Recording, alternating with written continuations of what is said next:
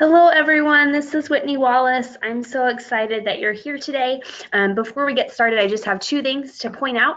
On the right-hand side under your control panel, you'll find some handouts. One of them is a copy of the presentation that we'll be going over today. So if you'd like to follow along, you can do that.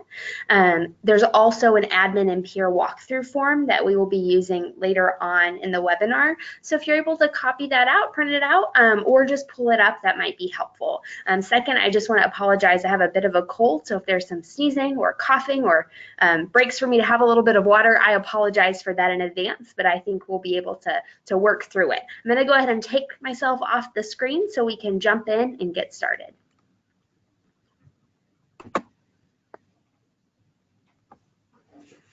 All right, so I am here today with Tamala Olsby, another program specialist at TEA. She will be providing technical assistance throughout the webinar. As a reminder, during our webinars, everyone is muted because we will not be discussing topics like we do in our PLC. Please remember that you can ask questions using the question or chat feature located on the right side of your screen. Please also note that there are several handouts, as I already mentioned before, under that handouts tab on the control panel. You're welcome to pull those up so that they're ready to use. You're also going to find, I didn't mention this before, a template for vertical team meetings that can serve as a reference point, excuse me. If you have any other questions, please feel free to type those to Tamala. And with all of that said, we will go ahead and jump right in. We will do a quick look at our agenda today.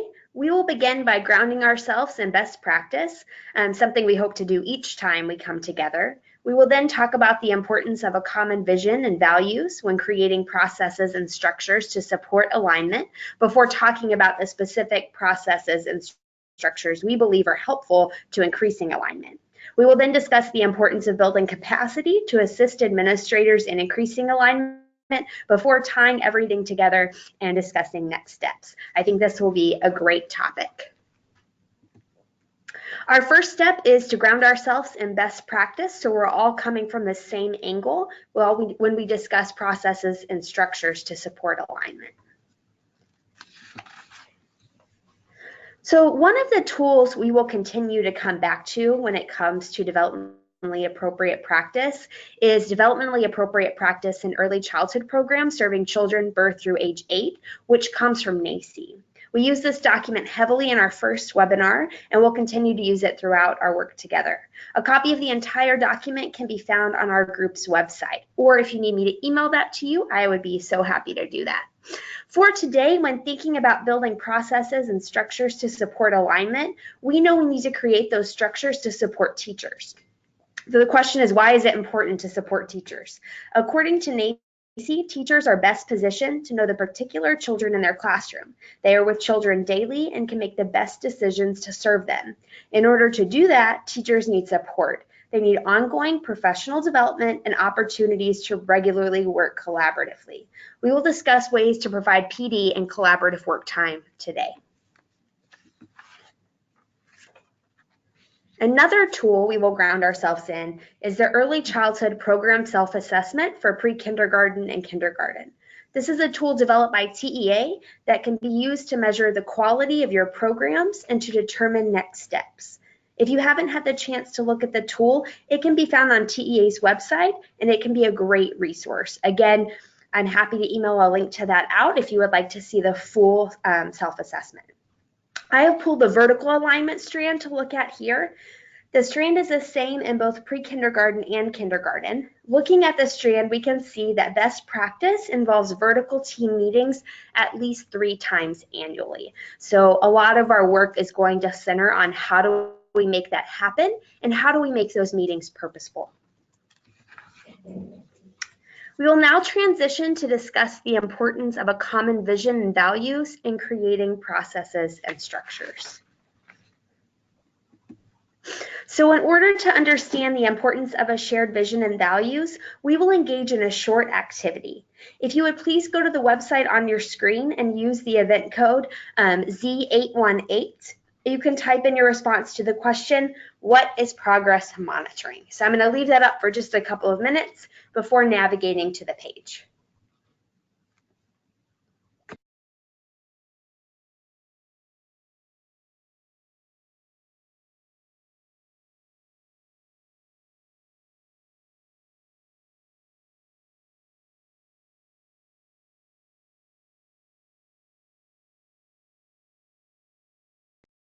All right, again, that website is www.sli.do or slido.com. Either will get you there. And the code is pound Z818. I will navigate there and we can look at our responses together.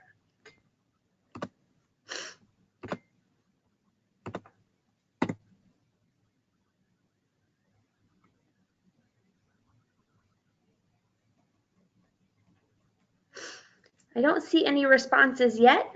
You can see the code at the top of the screen, pound Z818.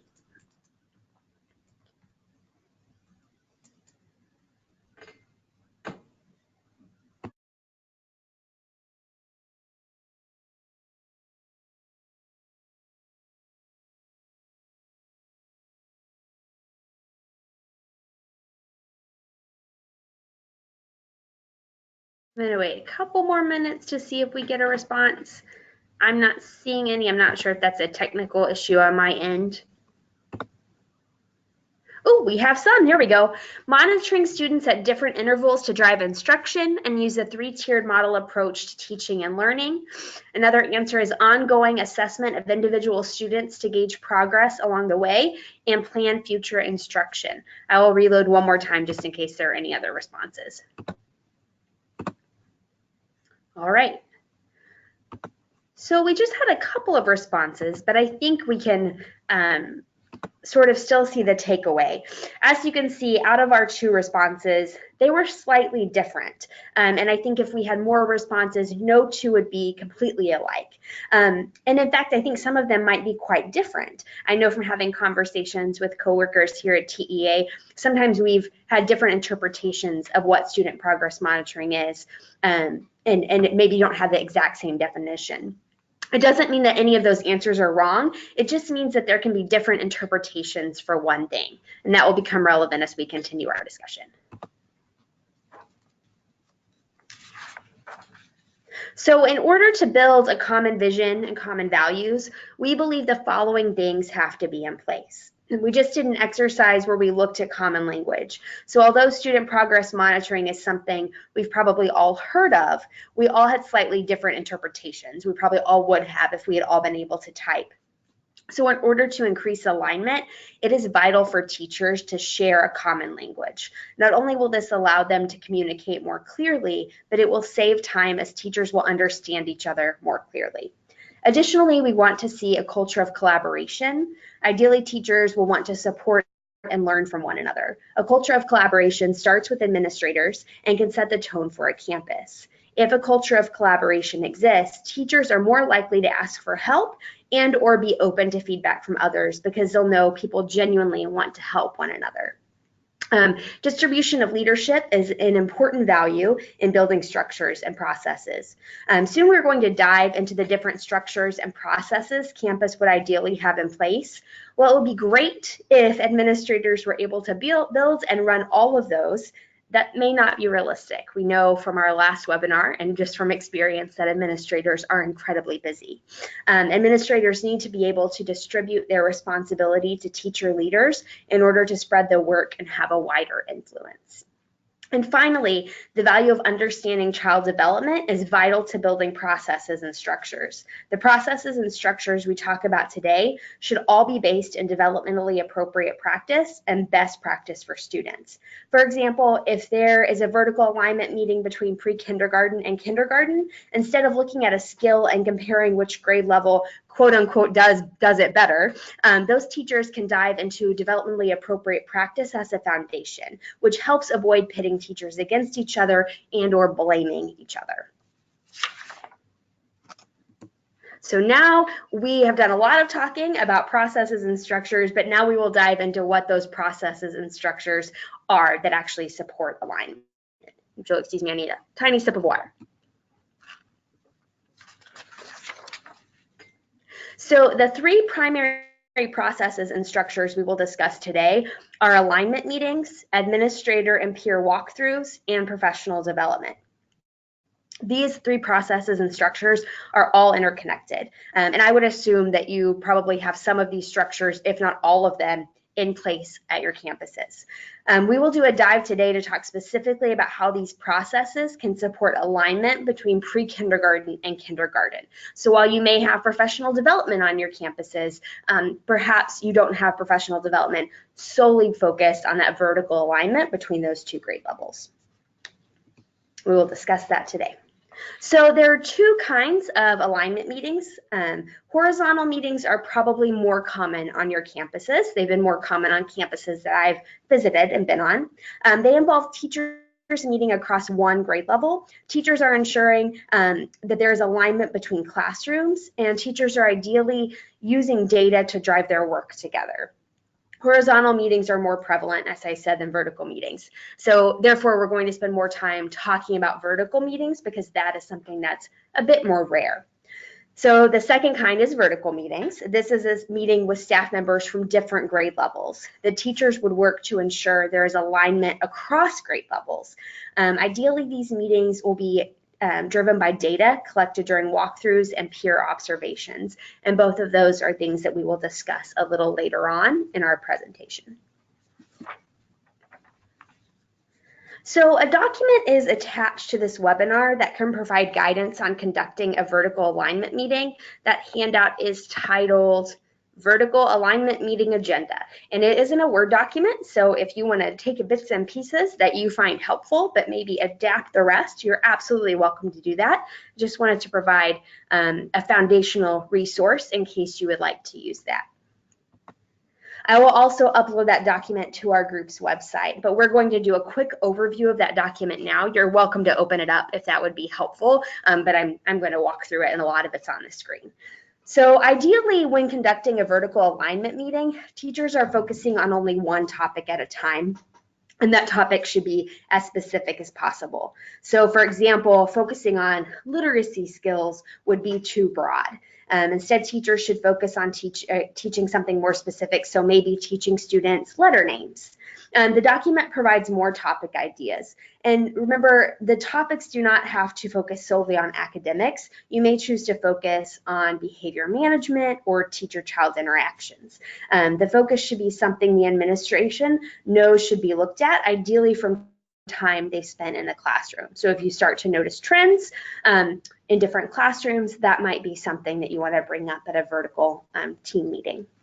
Just as in horizontal meetings, it is important to have agreed upon norms. I've included the norms from the document here, but feel free to adapt these to fit your needs.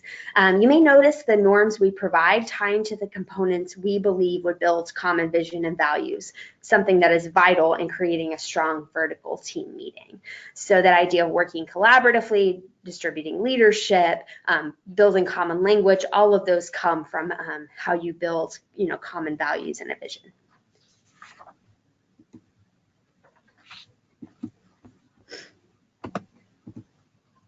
So the guidance document provides a meeting structure a meeting structure that involves 4 components. So first is the explore stage.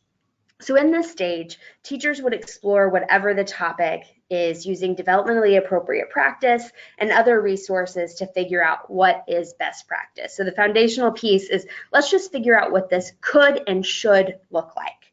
Then the teachers would define together what is considered best practice. So coming together collaboratively, saying, what do we think is the best way, in my example of teaching letter sounds, so what is the best way to teach letter sounds? Third, teachers would decide if there needs to be differentiation between the grade levels. So in our setting, that would be pre-K and kindergarten. So asking ourselves, this is what we think is best practice. Would that need to look different at the 2 grade levels? And maybe the answer is yes, and maybe it's no. For many things, there may be no difference, but some skills may require differentiation in order to meet end-of-year objectives. Finally, teachers would identify resources that everyone can access that will support implementation. So ideally, teachers are walking away from these meetings with a strong sense of what best practice is, how to implement that best practice at their grade level, and they know resources that are available to help them implement best practice in their classrooms. They've also had a chance to collaborate with a different grade level and hear how that other grade level may teach this slightly differently, which is always beneficial. So we will now transition to a new process/structure, walkthroughs. We will focus on both administrator walkthroughs and peer walkthroughs today. So there are some commonalities between administrator and teacher walkthroughs, and those are on the screen right now. So we want, again, to just choose one area of focus.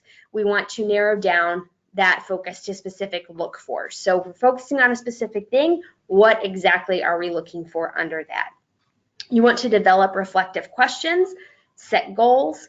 You want to establish an observation window so that everyone knows when people might be coming into their classrooms and or when they need to have those observations complete. And finally, you need to analyze the data. We will now break it down into administrator walkthroughs and peer walkthroughs.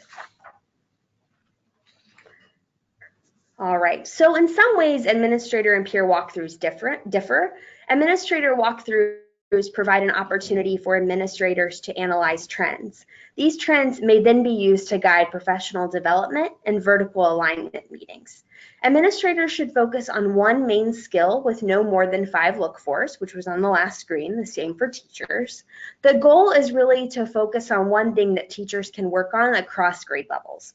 It's important to focus on something that can be found across grade levels, so nothing specific, content related to that specific grade. That would be very hard to form a vertical team meeting or vertical professional development on.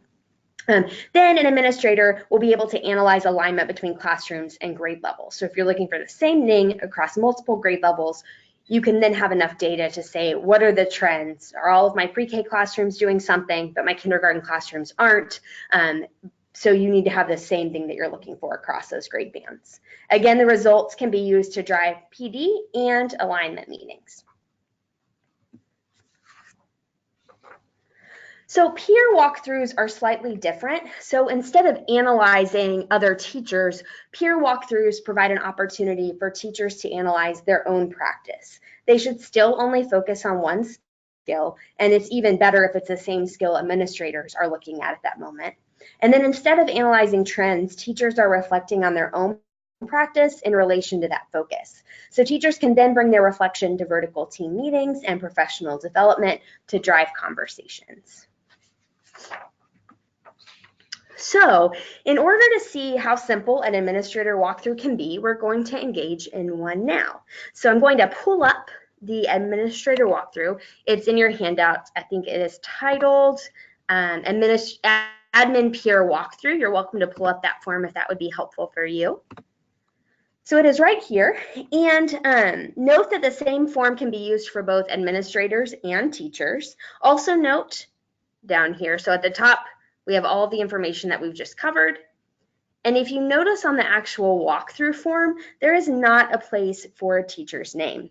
So the purpose of the walkthrough is not to call a specific teacher out or to evaluate a specific teacher. Instead, it's to assist administrators and teachers in noticing trends between grade levels or to assist a teacher in reflecting on their own practice. So we are going to engage in a walkthrough now. It won't take very long. The focus area today will be classroom community, but you can change that for whatever you want your focus to be. Excuse me. Under the look-fors, we have no more than 5, and we actually took those directly from the NACCE article I cited at the beginning of the presentation. So there's a section on classroom community that discusses best practice, and we took these components almost directly from there to make look-fors. So it doesn't have to be a difficult process to develop those look-fors. We've also included 2 reflection questions for administrators or peers, and I would probably add another quick question to target teachers' reflection of their own practice at the bottom, just asking them how what they're doing maybe compares or what they think about their practice after watching in that classroom.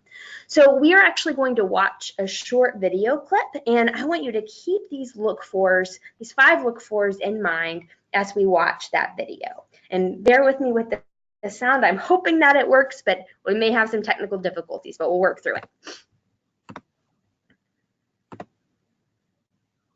And you're going to discuss what is my picture. So first I want with you and your partner next to you, what is my picture and what is the beginning sound? Okay, look at Miss Allen.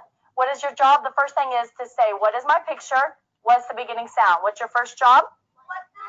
What's my picture? The second job is, what is the beginning sound? Thank you.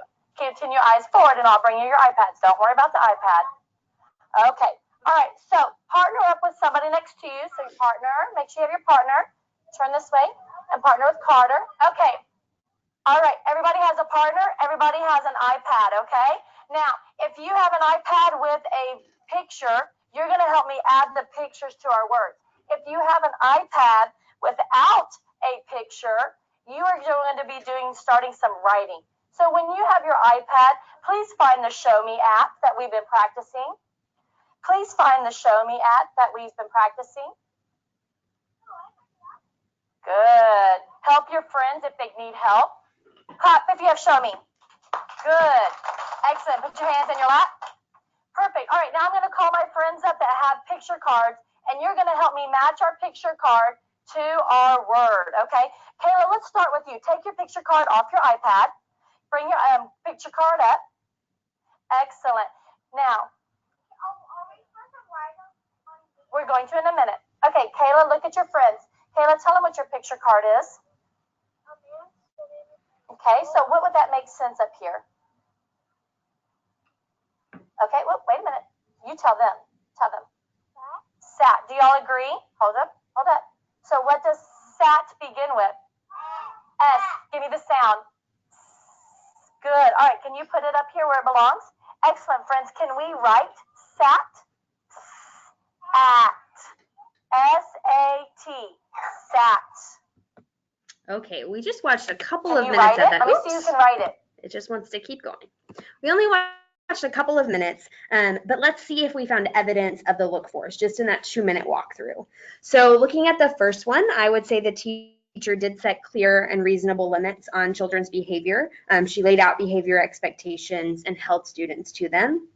As far as home language, it's difficult to tell the home languages of the students from this clip. I think it would be easier if you were a campus administrator and knew those students.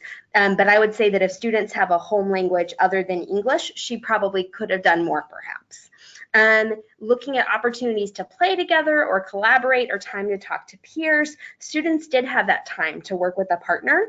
As far as listening to and acknowledging children's feelings, I don't know that any children had strong feelings in this video clip. I think one student sort of blurted out on the carpet, and she did a great job of acknowledging his concern, so you could consider that. And then I would say the teacher did seem to demonstrate self-regulation when helping students and answering their questions. So as you can see, the actual time in the classroom is minimal to observe a majority of these look fors. Walkthroughs do not have to be long and drawn out. We're going to go back to our presentation now, but please feel free to use this form, adapt it in any way that you see fit for your personal needs, but I hope that it's helpful.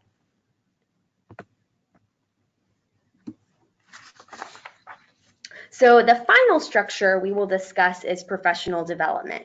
And again, you are probably already engaging in professional development on your campuses. But in the context of our work today, there are a couple of things to note. First, the professional development centered on alignment should target specific skills that were noted during walkthrough. So at every stage in every one of our processes today, we've talked about focusing on one specific thing. And for example, if I note that behavior management is not consistent across grade levels, as an administrator, that may be the topic for professional development. So I've gone into classrooms, I did walkthroughs, I saw that in both pre-kindergarten and kindergarten, there's some need for help with behavior management. That might be a great topic for a PD.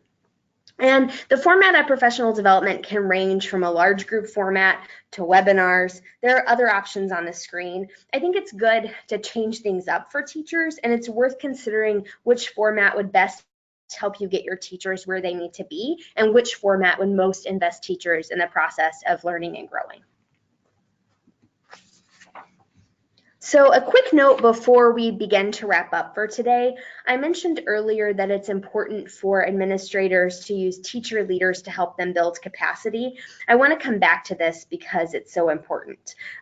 We've talked about all of these different processes and structures today, and they're all great and all valuable, but the reality is your campus administrators may not have the time to do all of these walkthroughs and lead vertical team meetings and design and implement professional development.